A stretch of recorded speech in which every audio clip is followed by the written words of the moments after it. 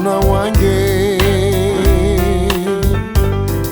isika vao nifankati niutivonikazo natao hoe tsy alazo nilokaroka niodori natao nisireny ufitsapana ihany fa saingy tsy ankiteny tsy nolazaina antsika ka tony nofiany tofoka ianao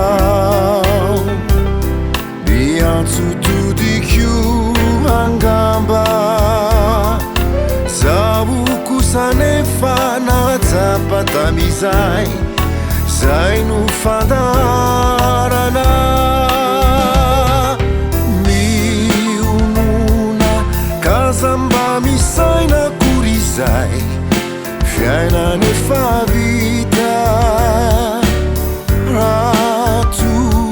rato manorisory mivondre ianao de tsy hita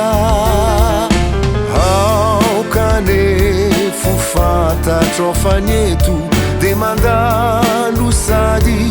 tsy laozantseto kanigany azonao atao miolona ihany fa izay no fiainaneto antany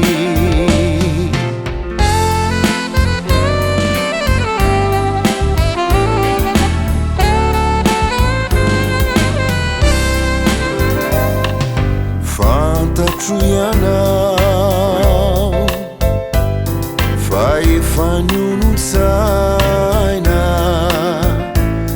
na inanadino reo sorisory maro iainantsika atrizay ireny retrireny niserana voko tsy maintsy misy fetra ka aoka tsy hitsetra reo andronao talo mionona ianao